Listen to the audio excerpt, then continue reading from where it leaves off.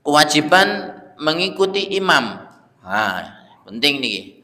Makmum harus mengikuti imam, tidak boleh mendahulinya, serta makruh menyamainya.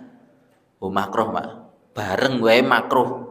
Apa meleh disii. Nah, ini satu hal yang paling menjadi menjadi titik penting dalam sholat. Jadi bagaimana caranya? Contoh imam Allahu Akbar. Biasanya imam itu sudah gerak dulu, baru dia mengucapkan takbir. Ya, barulah ketika di aba-aba takbir terakhir, Sami Allahu liman hamidah, baru naik. Allahu Akbar sujud, baru Allahu Akbar. Jadi ya kita tahu mesti beriktidal mesti sujud. Bar sujud ini mesti duduk di antara dua sujud. Lah pun ngertos ya Pak. Iya, karena aturannya tidak boleh mendahului imam. Membarengi mawon makruh hukumnya. Ya, ini yang banyak orang yang tidak tahu tentang hukum fikih ini.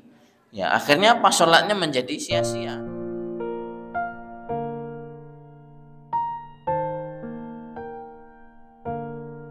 Wabil khusuan kepada warga Pondok Indah Permai. Ya Allah ya Rahman ya Rahim, semoga Engkau limpahkan keberkahan dan ridhonya, diterima sedekah dan infaknya, serta Allah Subhanahu wa taala gantikan dengan yang lebih baik. Ya Allah. A'udzubillahi minasyaitonir rajim. Bismillahirrahmanirrahim. Assalamualaikum warahmatullahi wabarakatuh.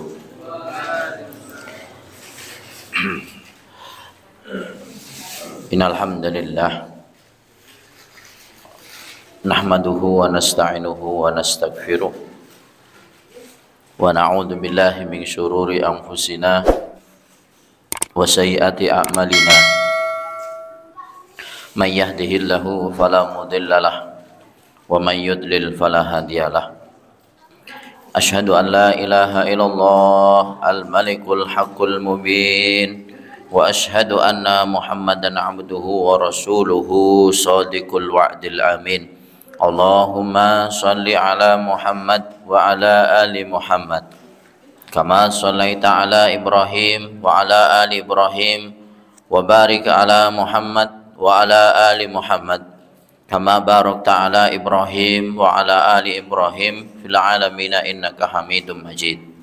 Wa qala Allahu ta'ala fil Qur'anil Karim, a'udzu billahi minasy syaithanir rajim, wa nunazzilu minal Qur'ani ma huwa shifaa'un wa rahmatul lil mu'minin wa la yazidudz zalimina illa khasara.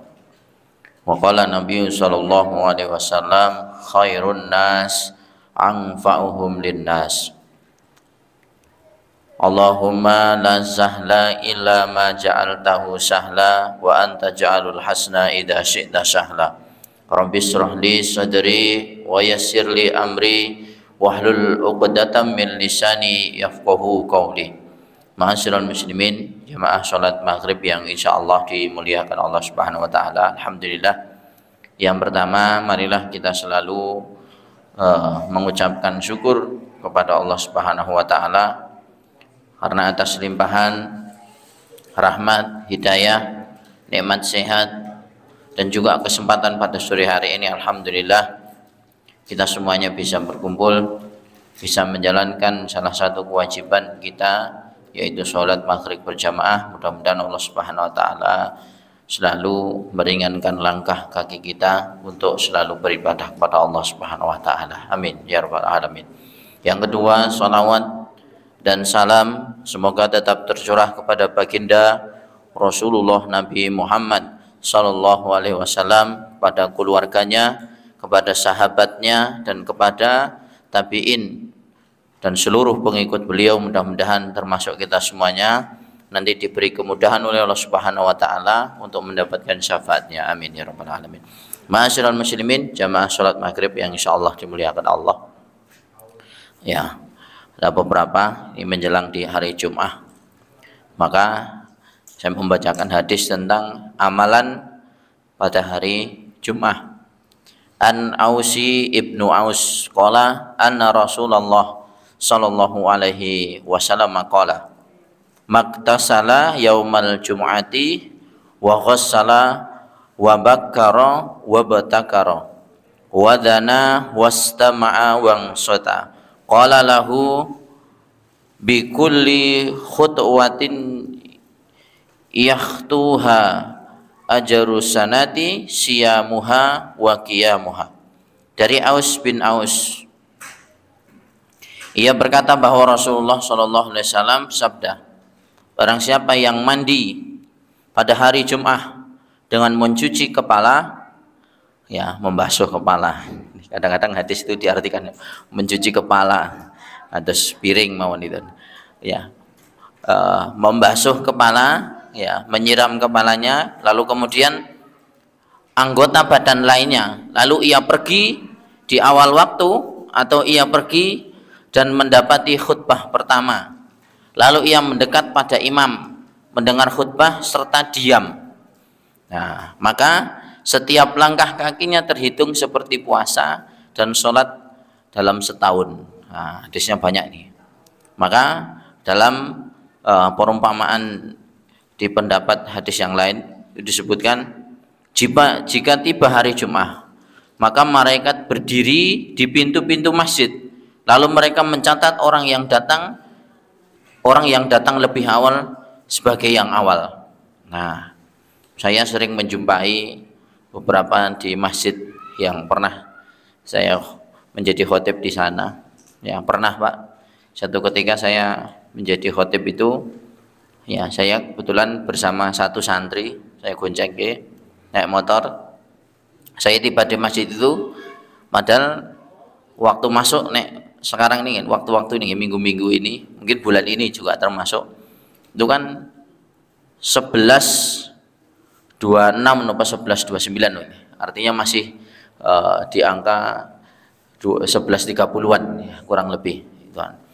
Nah, ini adanya cuman ada saya santri, berarti 2 orang, sama takmirnya 1.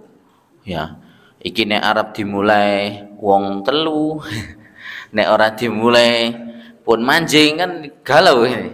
Nah, ini kadang-kadang ya ini mungkin sebagai takmir, mungkin untuk untuk ke depan. Nanti misal itu memang sudah terlambat, mungkin bisa diumumkan. Jadi jam duhur kita, mancing duhur kita ini maju. Bahkan sekarang subuh itu kan jam berapa? Jam 3.57 atau berapa itu? Jam 4 kurang. Ya. Jadi sekarang jam 5 itu pun padang jinglang, 5:30 sudah mepe anduk pun garing gitu. Ya, 5:30 pagi Pak. Jadi seperti jam 7, Masya Allah ini luar biasa. Memang perjalanan matahari. Maka ada yang menyampaikan pendapat ulama, perumpamaan orang yang datang paling awal untuk melaksanakan sholat Jum'ah adalah seperti orang yang berkorban unta. Dia mendapatkan pahala seperti berkorban unta. Ya, gede pahalane Pak. Lah nek niku yakin kalau datang mungkin orang ke-10 pun masih dapat sop pertama. Ya. Jadi waktu itu saya sampaikan diundur dulu Pak. Mungkin 5 menit sampai 10 menit. Jadi kalau pun ngasih dispensasi, ternyata juga setelah diundur 5 menit kok yang datang baru 1, 2, 1 sop itu belum penuh Pak. Ya akhirnya saya bertekad, ini pun mancing, sudah molor, masjid-masjid yang lain juga sudah terdengar azan. Akhirnya saya naik mimbar, gitu kan. Kalau ingat ngeten iki khotib, ya kita paham tentang ini, ya eman-eman Pak, mengke di akhir. Kemudian yang kedua, orang yang datang berikutnya seperti orang yang berkurban sapi. Berikutnya lagi seperti orang yang berkurban kambing, berikutnya lagi seperti orang yang berkurban ayam, berikutnya lagi seperti orang yang berkurban telur. Artinya pahalanya itu gede nih sak monten niku Pak. Maka, ini yang penting. Apabila imam sudah muncul, ya sudah datang, lalu kemudian dia naik di atas mimbar, maka mereka para malaikat menutup buku catatan mereka. Ya. Buku catatan Jumatan ini pun ditutup, ya. Malaikat pun dalam hadisnya ikut mendengarkan khutbah Jum'ah. Wah niki sing cilaka niki Pak. Pokok khotib munggah ya malaikat nggak ikut duduk di sop-sop ini. Ya, berarti yang datang setelah khotib naik itu termasuk orang-orang yang rugi, termasuk orang-orang yang terlambat. Nah, berarti orang dicatat sebagai pahalanya tidak dicatat sempurna oleh malaikat. Sesuk nek digoleki, "Kowe tau meninggal ke Jumatan?" Nalika khotib iki ning masjid iki, "Mboten niku kula nggih Jumatan." Ha tekone men sudah doa di khutbah yang kedua. Waduh iki wis angel. Kadang-kadang ya anak-anak ini aslinya Pak, waktu saya naik itu gitu, yang jadi khotib galau nih. Mirsani jamaah ini sudah pada datang, kita sedang posisinya khotib kan fokus nih ya tetap batin jadi teko Yahmeni mau ngopo gitu dalam hati ini sambil bicara ini Pak ya sambil khotib ini ya ternyata materi kita di khutbah pertama ini harusnya sudah kita tutup habis ya gara-gara yang jamaah sholat itu banyak ini kalau mungkin terlalu banyak perasaan itu kadang-kadang. Jadi melihat orang yang terlambat itu banyak nih mau ditutup khutbah pertama niku rada mikir-mikir. Kok nek tak tutup bar iki doa mesti salat wingi dadi kesusu, dadi ora sah. Gitu. Akhirnya itu saya tambah sedikit ya. Jadi pernah satu ketika kula tambah sedikit sing terlambat niku ya saya akeh. Berarti sing jamaah niku salatne mau jane sing kula kasih dispensasi awal itu mungkin ada 3 orang yang sholat itu sudah selesai ning mburine kuwi enek wong meneh wis kula terus mikir tak kayak dispensasi neh rampung jam 1 bar niki ya akhirnya tutup ya wis kula mboten peduli niku ajeng telat ya karepmu salah kok telat carry gitu kan jadi akhirnya ya kita tutup ya akhirnya Pak khutbahnya harusnya 15 menit 20 menit selesai karena ditambah 5 menit ada yang sholat jadi 25 menit engko ditambah menit jadi setengah jam mesake sing ngrungokne ket awal Pak ngantuk tenan gitu kan maka kadang-kadang ini ya kalau orang tidak memahami hadis tentang pentingnya Jumat kita sholat Jumat itu ternyata memang ada beberapa yang perlu ditegaskan dalam hal ini ya maka jamaah yang insyaallah muliakan Allah Subhanahu wa taala. Dan iman-iman Jum'ah itu datangnya cuman seminggu sekali. Maka ada yang menyampaikan Jumatan ini ra perlu akeh-akeh. Ya, cukup seminggu pisan. Wah, ya nggih to. Seminggu 2 kali. Ya pripun. Makanya barang siapa yang mandi pada hari Jumat, ya kemudian tadi ya menyempurnakan mandinya, dia bahkan sampai mandi besar dan lalu datang di awal waktu mendapati khutbah pertama lalu ia mendekat kepada imam mendengar khutbah serta diam ya maka langkah kakinya seperti dihitung puasa dalam 1 tahun ya jadi masih banyak orang yang kadang-kadang karena itu rutin cuman seminggu sekali itu menganggap bahwa ibadah cuma podo karo liyane gitu kan padahal berbeda aslinya dengan kita menjalankan sunnah mandi dari rumah wudhu sudah lengkap ya berbeda pahalanya dengan mereka yang datang dengan tergesa-gesa tidak dengan sholat maka di dalam hadisnya Nabi pernah di satu ketika khutbah mendapati jamaahnya yang datang sahabatnya yang datang lalu kemudian langsung duduk mendengarkan khutbah maka Nabi menghentikan khutbah tersebut lalu menyampaikan wahai fulan sholatlah dahulu saking pentingnya sholat qobliyah sebelum melaksanakan sholat Jumat penting ya lah kok niku nek sing teko khutbah kedua terus nongkrong sik tenggene motor giling-gilekne piye gitu kadang-kadang lari-lari itu ya napa boleh sekarang menjadi tren Pak sholat Jumat itu ya di situ ada makanan ya nek teko keri dhewe soalnya kok ben entuk sop sing keri dhewe engko nek wis rampung bubare dhisik dhewe kula dzikir sik urung astagfirullahaladzim kloneng ya astagfirullah jadi iki piye itu ya kalau melihat ya saking krisisnya itu ya memang boleh ya di masjid itu menyediakan mungkin makan siang, mungkin memberikan snack macam-macam, boleh untuk menyemangati orang-orang yang datang. Tapi kadang-kadang orang menyalahgunakan itu kan. Wis penting teko to Pak. Ya, ayo wis teko Jumatan wis alhamdulillah. Alhamdulillah bagi orang yang tidak pernah Jumatan sekali sama sekali.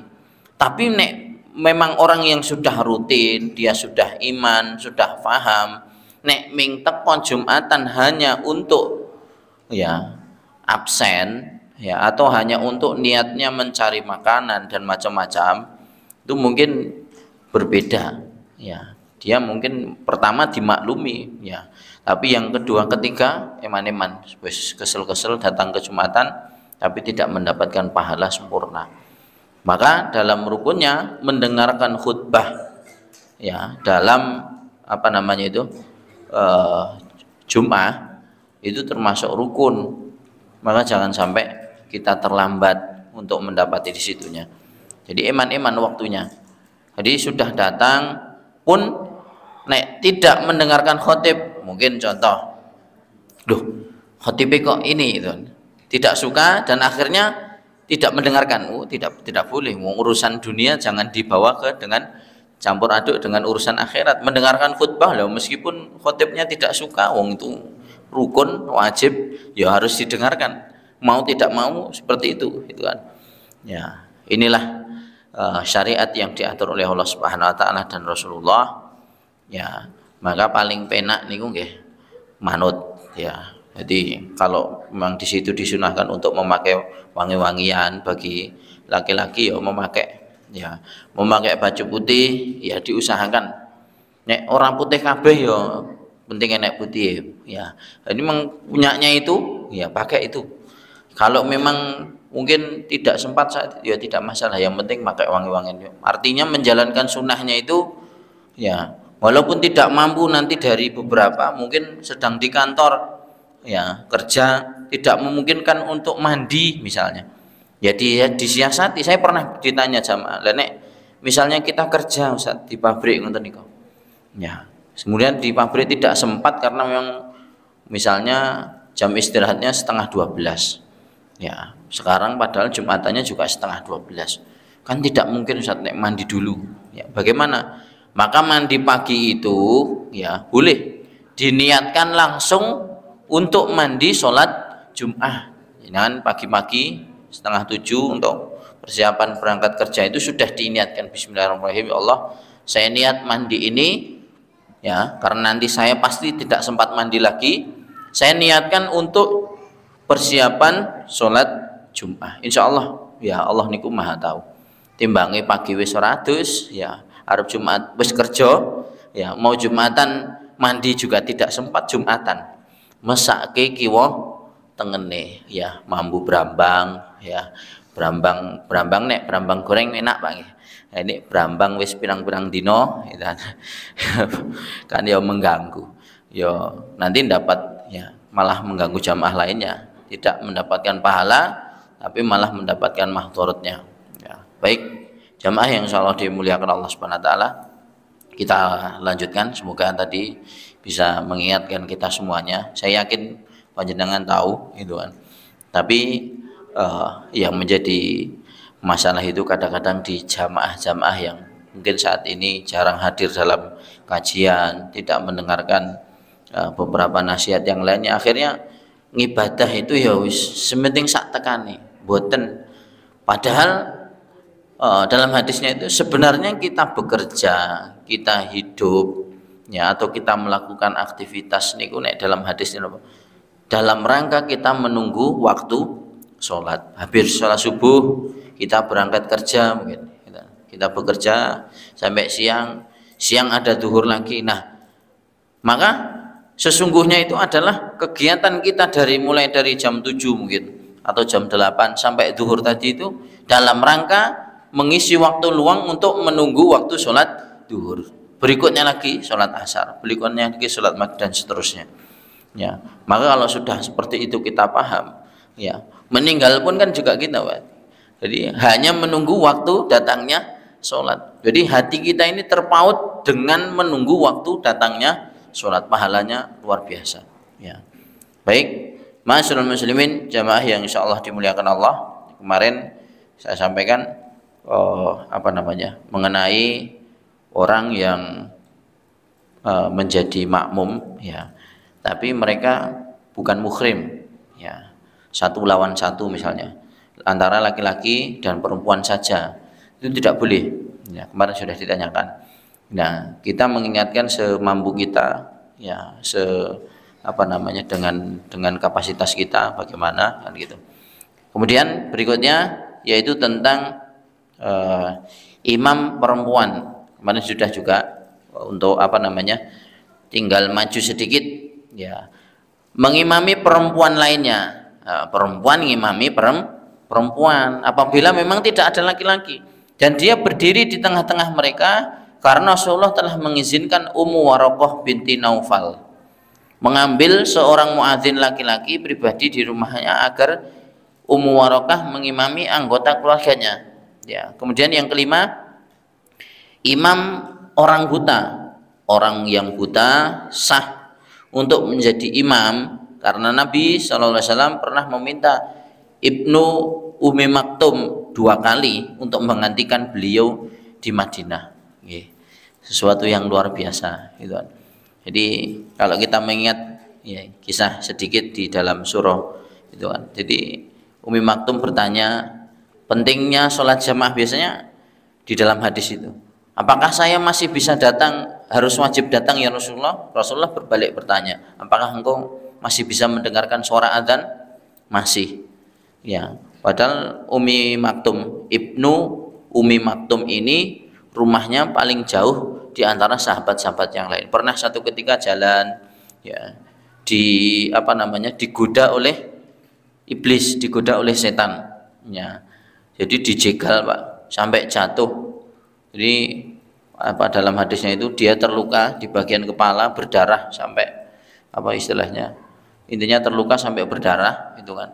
Nah, ini menjadi godaan balik meleh atau waduh wae, Pak. Ya, dia karena sudah di tengah-tengah antara rumahnya dan masjid.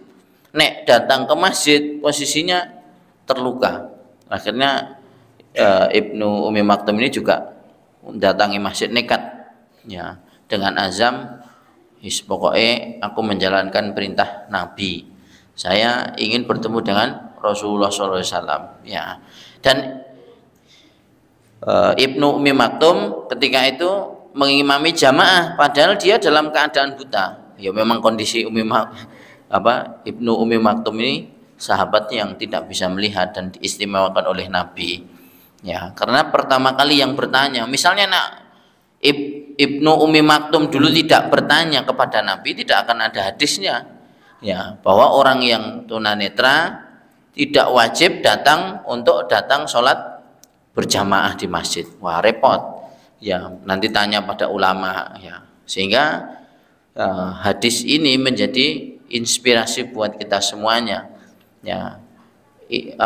Seorang sahabat Ibnu Ummi Maktum yang dengan kondisi dirinya seperti itu, ya, Rasulullah masih menekankan, asalkan engkau mendengarkan suara azan, maka engkau wajib untuk mendatangi suara tersebut. Maka sampai akhir hayat beliau, ya, Ibnu Ummi Maktum ini istiqomah untuk datang ke masjid.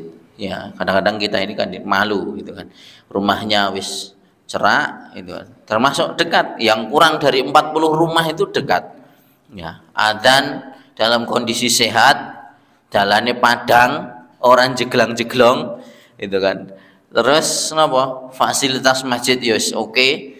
Kok sampai tidak datang untuk sholat berjamaah, padahal hanya berapa menit, paling suwe itu setengah jam datang ke masjid, ya, sholat, menunggu imam datang, sholat sunnah mungkin, ya, qobliyah dan ba'diyah itu mungkin nggak nyampe setengah jam, insya Allah, ya. Ini sudah balik pulang lagi, sholat ini paling 5 menit, suwi, Pak, 5 menit itu, ya, pun suwi. Yang lama itu kan karena menunggu jamaah-jamaah yang baru datang, ya. Kemudian yang keenam, imam orang yang kurang afdol atau kurang utama. Orang yang kurang afdol itu sah untuk menjadi imam meskipun ada yang lebih afdol darinya.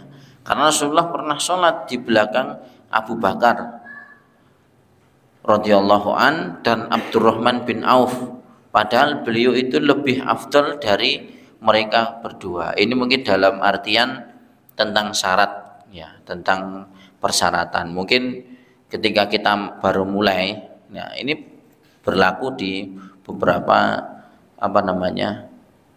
masjid-masjid di kampung. Misalnya sing biasanya pun imam dengan bacaan yang lebih fasih, lebih bagus, datang ke masjidnya terlambat, mungkin satu ketika mungkin jamaah subuh, ya kan kondisi tubuh seseorang itu kan beda-beda. Ada yang subuh bangun itu wajib harus ke kamar mandi, ono sing hanya cuman BAK, buang air kecil, ono sing kudu dadak topo broto, ya sampai mungkin 10 menit 15 menit baru kelar mesake sing ngantri, ya ini santri-santri kadang-kadang dadak topo broto sih Pak. Makanya sholat jamaah subuh di pondok itu dispesialkan, dikasih waktu 15 menit sampai 20 menit baru iqomah, ya, sehingga biar semua agar tidak terlambat. Tapi nek di jamaah ngeten ini kan biasanya 10 menit ngoten wis pun suwe biasanya pun, ya. Maka akhirnya yang biasanya imam mungkin baru sakit perut, ya, lalu dikomati. Mungkin yang ada mana ini yang paling utama menjadi imam dipilih. Akhirnya ada bapak-bapak satu yang maju untuk menjadi imam. Dia baru datang untuk wis sudah dapat rakaat kedua misalnya. Maka yang seperti itu boleh, ya. Wah, ada yang bertanya, loh berarti nek aku, ya ini santri Pak, berarti kalau saya imam kepada orang yang bacaannya tangleti ya rada kurang piye ngono Pak. Saya mendengarkan santri ini kadang-kadang tanyanya nggih macam-macam. Berarti nek saya imam, ya, menjadi makmum kepada imam yang bacaannya lebih jelek dari saya tidak sah. Oh ya sing ngomong ya sapa. Ya, kadang-kadang wah, terus akhirnya dia mikir, dia merasa wah apalanku wis akeh, dapat 25 juz, dapat 20. Nah, aku ngimam ning adik kelasku bacane rada ya gradul, berarti engkau rasa mboten. Inilah hadisnya, tetap sah. Karena memang yang menjadi syarat utama saat iqomah, di situ siapa yang paling bagus di antara yang biasa mengimami di situ siapa? Nah, di situ maju. Ya. Ukurannya gitu. Kalau datangnya terlambat, ya itu beda lagi, ya. Imam orang yang bertayamum. Wah, ini orang yang bertayamum sah mengimami orang yang menggunakan cara bersuci dengan wudu. Karena Amr bin As pernah mengimami sejumlah pasukan tentara, padahal beliau ketika itu bersuci dengan tayamum, sedangkan yang lainnya berwudu. Hal tersebut diadukan kepada Rasulullah dan beliau tidak melarangnya, tidak memungkirinya. Ya, hadis riwayat Abu Dawud dalam sahihnya. 8. Imam orang yang sedang berpergian. Orang yang sedang berpergian sah menjadi imam. Hanya saja orang yang bermukim apabila sholat di belakang musafir, dia wajib menyempurnakan sholatnya setelah imam salam. Maksudnya gimana? Ini hadis Rasulullah, ya. Ya ahlal makata atimmu sholatakum fa inna qaumum safrun. Ya. Wahai penduduk Mekah, sempurnakanlah sholat kalian karena sesungguhnya kami orang-orang yang sedang melakukan perjalanan. Jika musafir itu sholat di belakang orang yang bermukim, maka dia menyempurnakan sholatnya bersama. Karena Ibnu Abbas, ya radhiyallahu an, pernah ditanya tentang menyempurnakan sholat musafir di belakang orang yang mukmin. Pada saat itu beliau menjawab, itu sunnah Abdul Qasim, ya, atau diriwayatkan oleh Nabi Muhammad SAW. Kadang-kadang maka orang yang musafir itu sebenarnya tidak diutamakan untuk menjadi imam, ya. Makanya ini sudah dicontohkan oleh para imam. Kalau seandainya Imam Syafi'i sedang berkunjung, ya itu karena memang tujuannya dakwah, ya. Mungkin kalau ada tugas, mungkin saya kan nggak mungkin saya setiap hari sholat maghrib ngimami di sini kan nggak mungkin. Ya, karena memang ada tugas. Ya, karena ada tugas di sini, ya kajian sekaligus memberi bertugas untuk mengimami. Nah ini tidak masalah karena memang sudah rutin. Tapi nek panjenengan misalnya, kalau panjenengan sami rombongan, ya berkunjung mungkin ke Jepara, ke Kudus, Pati, Juwana dan macam-macam, tiba-tiba mampir sholat di sebuah masjid, ya untuk karena kita mungkin datangnya lebih awal daripada jamaah setempat, akhirnya diadani, ya wis mulai ngadani, jamaah yang lain wis mulai bingung, Pak. Ya artinya ini bukan pada tempatnya. Ya kalau memang kita mampir sholat di masjidnya orang, ya paling tidak misalnya mau adzan dan sebagainya minta izin dulu. Ya kalau memang itu dipersilahkan dari orang sana, dari penduduk asli sana, tidak masalah. Tapi kalau tidak diizinkan kan jadi repot. Iki jane sing imam sopo nek ora kula nuwun misalnya tidak meminta izin. Nah, ini jadi masalah nanti. Ya. 9, posisi berdirinya makmum bersama imam apabila seorang laki-laki mengimami seorang makmum, maka makmum berdiri di sebelah kanannya. Demikian juga imam perempuan apabila dia mengimami seorang perempuan lainnya, maka makmum berdiri di sebelah kanannya. Sama, orang yang mengimami 2 orang makmum atau lebih, maka orang berdiri di belakang imam. Nah ini ada pembahasan yang menarik, ini masalah fikih. Ini mungkin menjadi perdebatan dan pendapat para ulama. Nek saya belum tahu tentang hadis ini, ya sedang saya berusaha untuk mencari dan mendalami. Ini di masjid kita ini kebetulan boten tingkat, ya. Masjid Darul Ilmi kebetulan tidak tingkat. Nah pertanyaan ini jamaah itu yo ngeri, Pak. Saya pernah mengisi di satu kajian, ada yang bertanya itu bertanya nih ngeten, Ustadz, apakah boleh ya kita bermakmum kepada imam tapi ruangannya berbeda? Ya, kalau dijawab boleh, mesti dia tanya hadisnya mana, ya gitu. Coba panjenengan dieling-eling, Pak, bagaimana hukumnya ya kita berjamaah, misalnya ini lantai 2, ya tapi tidak ada tempat untuk melihat imam. Biasanya maka masjid itu kemudian di tengah-tengah ini ada apa namanya lubang itu, atau diberi apa namanya rongga agar di atas itu sebenarnya bisa melihat ke bawah, atau mungkin beda ruangan, mungkin dimodifikasi karena ruangan utama masjid ini sak menten kan jamaahnya sudah banyak, akhirnya masjid mampu membeli tanah di sebelahnya. Akhirnya apa, di depan ini, paling depan ini diberi jendela atau diberi pintu agar supaya ya shopnya itu nyambung. Ya kalau sholat beda ruangan, pertanyaan nih, apakah diperbolehkan? Ya kan sekarang sudah zaman canggih, Pak Ustadz. Jadi imam di sini pun kita sudah bisa memasang layar di atas sana, walaupun masjid di sini daerah Ngentan ini ada masjid lantainya itu 3, Pak. Ya mana ya, di sini daerah sini. Saya pernah sholat di situ. Masjid itu ruangannya tinggi, ini ruangan utama, kedua, ketiga, paling atas. Jadi lantainya itu ada 3. Ya, niki di perumahan sini ada. Ya niki apa ya, perumahan apa? Yang itu kan ada apa itu, terus masuk ke sana ngonten, terus di situ daerah situ ada masjid apa ya, Abdurrahman, itu 3 masjidnya. Wah niku nek dipasang layar, wah saya akhirnya menjawab, saya belum tahu, Pak, itu ijma ulama, ya itu pendapat ulama. Jadi yang saya tahu dari Nabi, kalau ditanya boleh, terus kemudian apa landasan hadisnya?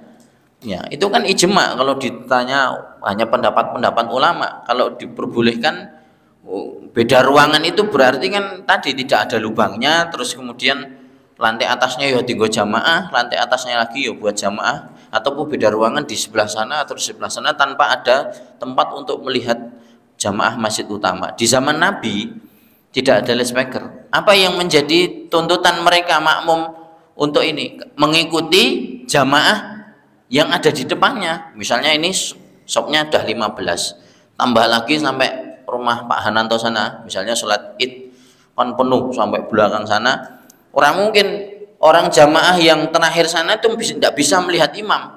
Suara yo misalnya kalau tidak ada speaker tidak dengar, apa yang menjadi landasan?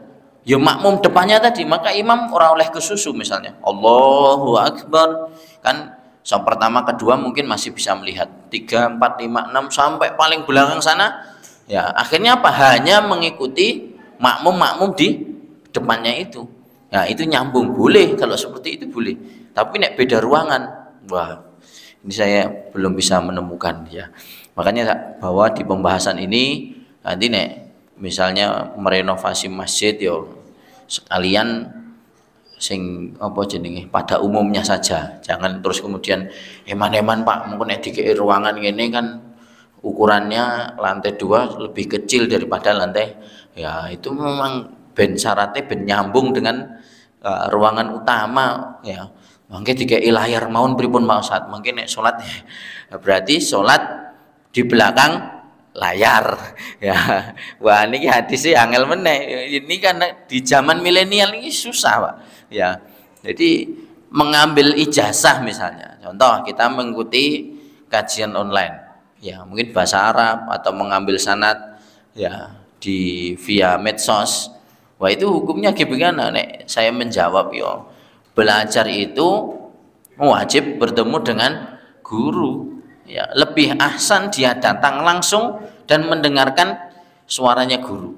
Tapi apa boleh buat lah ini ki gurune anu ya ten Mesir niku kula mendet sanad ten mriku ya, apa boleh buat ya. Wah itu mungkin hanya fasilitas untuk memudahkan kita belajar. Luwih apik belajar nggo kuwi timbange ora belajar sama sekali. Tapi kalau saya ditanya mengambil bagaimana belajar, ya datangi ilmu mungkin bersama guru kita. Kadang banyak hal yang kita belum tahu tentang guru kita ya, kalau yang disampaikan itu hanya ini, tapi belum tahu mungkin dalam beliau di luar kajian, dalam beliau menjelaskan makna-makna yang lain yang selain di live kan. Banyak keuntungan kita hadir langsung di majelis-majelis itu Pak, banyak sekali ya. Sehingga kata Rasul yo paling apik kita datang itu yo mendengarkan langsung. Jadi mau bertanya yo ada orangnya, walau di live kan waktunya cuma sebentar, napa boleh meet zoom napa nika zoom no rapat zoom ya sini timbangi orang kan Pak ya, rapat zoom niku akhirnya kan yang berbicara ya bicara, sing ngrungokne kadang enten sing madang bareng kan ya, ditinggal teng pundi ya isin ya, sementing hadir kan. Zoom itu muncul kan mergo corona ndek wingi to Pak ya, anak-anak sekolah ya daring ya, jadi gurune ning omah ngei soal penak banget sing dadi guru ya, sing dirugikan murid ya. Akhirnya nopo beberapa tahun ya 2019, 2020, 2019, 2020 sampai 2021 niku lulusan paling spesial ya, soalnya dimaklumi ya orang lulus ya diluluski ya, akhirnya sampai menghilang juga toh apa ujiannya. Wah, akhirnya Masya Allah kualitasnya yang sekarang yang dipertanyakan tuh kualitasnya bagaimana ya. Belum lagi mereka yang kemudian karena terbiasa daring nyekel HP ya, niki info yang tersebar ya, ngeri dengan canggihnya media sosial yang sekarang ya, sampai kita mendengar ada yang sampai handphone tuh bisa meledak ya, dipakai karena sambil dicas mungkin terlalu lama dia main game atau main nopo mawon. Kalau melihat korban tuh ngeri ya. Kemarin saya mendapat berita itu, Masya Allah, berhati-hati dengan menggunakan ponsel sekarang ya, yang semakin canggih, mobil listrik, sepeda listrik. Nek dipikir-pikir ngirit Pak nggih ngirit ya. Mungkin media sekarang dengan harga yang murah, fasilitasnya luar biasa ya. Ning nek semua itu kita terus melu, wah ini ada yang tren Pak, ini mobil listrik nih harganya cuman murah, ini cuma 50 juta, fasilitasnya ini wah bagus ya. Ya tapi ada memang beberapa yang memang harus ditahan ya. 10, seorang imam ya, itu menjadi pembatas bagi orang yang ada di belakangnya, atau menjadi sutroh. Sutroh itu pembatas. Apabila imam sholat dengan menghadap satu pembatas, maka makmum tidak perlu memakai pembatas lain, karena Nabi pernah dibuatkan pembatas berupa tombak yang pendek, lalu beliau sholat dengan menghadap pada tombak tersebut. Nah, ini biasanya terjadi di masjid-masjid besar. Mungkin pas mampir panjenengan di masjid-masjid keraton, ya, di masjid-masjid agung itu kan orang banyak berlalu lalang di situ sholat akhirnya. Wah, niku sampai orang tuh lewat di depan. Yo nek mboten sengaja mungkin dimaafkan. Tapi nek tidak sengaja, mungkin kita posisinya itu di depan pintu, ya, terus tidak memakai sutroh. Sutroh itu bisa dengan apa saja.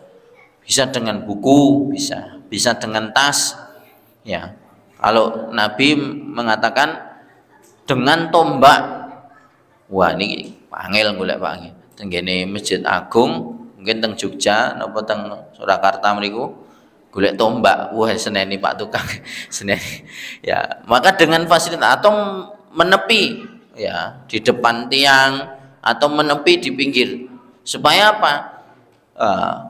Orang tidak berlalu lalang atau tidak lewat di depan kita. Mungkin nggone ya jaket, ya mungkin jaket dilipat taruh depan situ, niatnya untuk menjadi sutroh biar orang itu tahu tidak boleh melewati area tempat sujudnya dia. Ya, misalnya ini di satu shop, orang lewat di shop depannya tidak masalah sebenarnya tanpa sutroh. Karena yang dilarang itu melewati orang depan sholat, yang dimaksud dia lewat di tempat sujudnya. Orang terus awake dhewe sholat mriki nggih, kula sholat daerah sampai depan sana pun tidak boleh lewat, boten. Jadi area yang tidak boleh dilewati itu hanya area tempat sujud orang tersebut. Ya, kalau di shop yang berikutnya depannya lagi tidak masalah, tidak ada masalah. Ya, wah niki mungkin aturannya syariatnya ada orang sholat tidak boleh lewat di depannya, wah repot. Ya, repot tenan niki. Ya, 11. Kewajiban mengikuti imam. Nah, penting nih. Makmum harus mengikuti imam, tidak boleh mendahulinya, serta makruh menyamainya. Oh makruh Pak, bareng wae makruh. Apa meleh disii. Nah, ini satu hal yang paling menjadi menjadi titik penting dalam sholat. Jadi bagaimana caranya? Contoh imam Allahu Akbar. Biasanya imam itu sudah gerak dulu, baru dia mengucapkan takbir. Ya, barulah ketika di aba-aba takbir terakhir, Sami Allahu liman hamidah, baru naik. Allahu Akbar sujud, baru Allahu Akbar. Jadi ya kita tahu mesti beriktidal mesti sujud. Bar sujud ini mesti duduk di antara dua sujud. Lampun ngertos ya Pak. Iya, karena aturannya ngoten, tidak boleh mendahului imam. Membarengi mawon makruh hukumnya. Ya, ini yang banyak orang yang tidak tahu tentang hukum fikih ini. Ya, akhirnya pas sholatnya menjadi sia-sia. Ya, walaupun menjadi makmum, iya memang justru ketika menjadi makmum ki kudu manut karo komandan, manut karo imam. Ya, apabila dia mendahului imam pada takbiratul ihram, maka dia wajib mengulanginya. Jika tidak, maka sholatnya batal. Sampai akhirnya hukum ini membatalkan sholatnya. Ya, kalau ngeri pripun? Ngeri itu sengaja keri misalnya Allahu Akbar. Saya pernah itu satu ketika kalau kelingan nganti saiki sampai sekarang saya sholat, ya mungkin saya di belakang beliau di jamaah masjid saya kampung sana di Juwiring sana, beliau itu sampai sekarang saya pikir ketika imamnya itu tok, ternyata tidak Pak, imamnya beda. Misalnya kita sama-sama menjadi makmum nih, cuman saya di belakang beliau, mungkin saya di shop kedua, beliau di shop pertama, itu masih seperti itu. Saya amati wong ketok Pak nggih, namanya orang terlambat kita di belakangnya kan terlihat, ini kok masih terlambat, padahal sudah saya tegur, tapi apa boleh buat. Ya, waktu saya tegur itu, Pak kok jenengan, waktu itu kan di samping saya, otomatis wong kula sudah sujud, dia baru bangun dari iktidal. Kita duduk di antara dua sujud, dia baru sujud. Wah, ini pelanggaran. Ya, pelanggaran tenan. Ya, ini nek sampai terus, wah, eman-eman sholat beliau. Lah, waktu saya tanya, Mas, aku kira iso ngikuti bacaan imam piye, Mas? Ya, maka saya sampaikan, ya, sak cepet-cepete imam, wong kula mawon tesih saged ngikuti. Lah jenengan iki macane napa? Kecuali sujud jenengan maca Al-Fatihah ping 7 ya mesti ketinggalan. Gitu. Wong sujud iki macane gur subhana rabbiyal a'la. Lah jenengan macane napa? Nggih sami. Kula mikir nek padha kok iso telat, kula batin. Ya. Lah nek iktidal paling panjang ya Rabbana lakal hamdu bil samawati wa bil ardi wa bil masyi'ta min syai'in ba'du. Dadi makmumi ora sah eker-eker maksudnya kula. Dadi makmumi sak wajari wae. Sunahnya apa? Ya sami Allahu liman hamid Rabbana walakal ham. Wis. Ora sah ditambahi lakal hamdu mil samawati wa mil ardi. Kuwi gur dinggo imam wae supaya napa? Tidak kehilangan tumak ninah. Jadi imam itu yo bacaannya disempurnakan supaya apa? Makmumnya nikmat dalam mengikuti sholat. Jadi nek imam contoh, lah nek kula gur macane Rabbana lakal hamdu ora apa-apa. Sing penting kelingan makmum. Aku ki nggawa jamaah kathah. Sami Allah liman Rabbana Allahu akbar Allah. Mesake makmume sing tuwa. Ya, yo dikasih jeda. Sami Allahu liman hamidah Rabbana walakal hamd. Jangan buru-buru untuk kemudian langsung sujud. Sampai sekarang, Pak. Jadi itu mungkin sudah hampir 1 tahun yang lalu saya tegur itu. Ya, kalau nek arep negur neh engko nderkane keminter ya. Wong tuwa niku ngajangine angel, Pak nggih. Ya, nek wong tuwa-tuwa tenan ngoten ya niku tuwane jane nggih mboten patek tuwa banget ya, tapi Pak D ya saya masih manggil Pak D. Ya. Mbok niki kok jenengan mesti terlalu lambat gerakannya Pak D. Kenapa? Lah kula niku mboten saged ngikuti bacaan imam. Padahal waktu itu imamnya mungkin orang yang tidak disengani sama dia. Tapi waktu ketika saya menjadi makmum itu imamnya beda bukan orang itu. Bapak-bapaknya berbeda. Iki yo ijek telat, oh iki berarti gawan bayi. Wong dablek ya. Jadi yang penting kula sudah ya nanti kan lah ini urusannya dia dengan Allah. Ya, napa Mbak ancamannya itu. Maka Allah besok ya ketika ada orang yang sengaja mendahului atau sengaja terlambat dalam gerakan sholatnya itu, Allah akan membangkitkan dia dengan wajah yang berbeda. Ono sing wajah itu menjadi seperti babi, ada yang wajahnya itu berkepala kuda, ada yang medeni banget. Karena apa? Dia orang yang menjadi makmum, orang manut karo ya imam.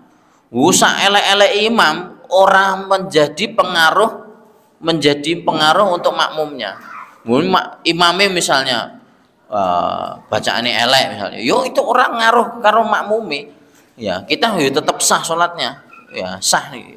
Tapi spesial menjadi jamaah itu apa? Jamaah spesialnya itu adalah orang yang sholat di belakang atau sholat berjamaah, mereka saling mengisi kekurangan.